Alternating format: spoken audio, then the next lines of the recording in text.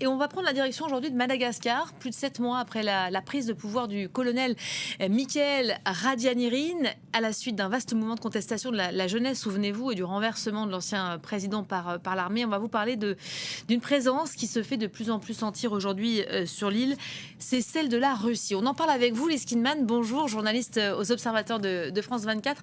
C'est la tradition, vous ne venez pas les mains vides, un cliché en main, une photo, on va la voir apparaître à l'écran. Qu'est-ce qu'on y voit et surtout, qu'est-ce qu'elle nous raconte aujourd'hui ? Oui, c'est une photo qui a été publiée le 1er avril par l'ambassade russe à Madagascar et qui montre donc 2 véhicules blindés à chenilles.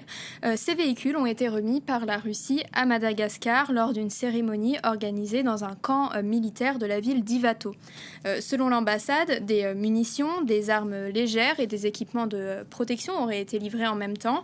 On peut voir par exemple donc, sur cette image le colonel Mikael Randjanirin qui est devenu en octobre le président de transition, inspecter des casques de combat, vous la verrez sans doute plus tard. Et donc, cette livraison, elle vise à renforcer la capacité de défense malgache, selon les termes utilisés par l'ambassade.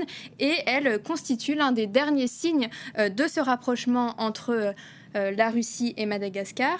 Il faut rappeler que l'intérêt de la Russie pour l'île n'est pas totalement nouveau. En 2018, elle avait tenté d'influencer le résultat des élections présidentielles. Et là, il semble clair que la Russie veut profiter du changement de pouvoir survenu fin 2025 pour développer sa présence sur l'île. C'est un pays qui l'intéresse pour des raisons économiques et stratégiques. On en parlera un peu plus tard. La Russie, à peine arrivée à Madagascar, offre au pouvoir en place des véhicules blindés et des avions de chasse.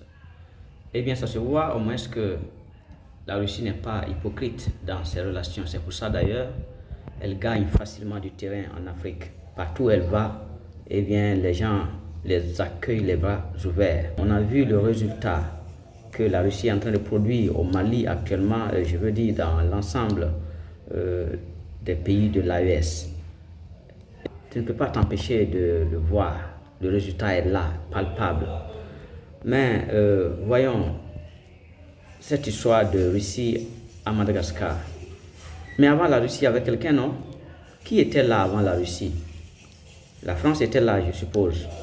Combien de véhicules la France a offert au gouvernement malgache? Merci d'avoir suivi avec moi cet épisode.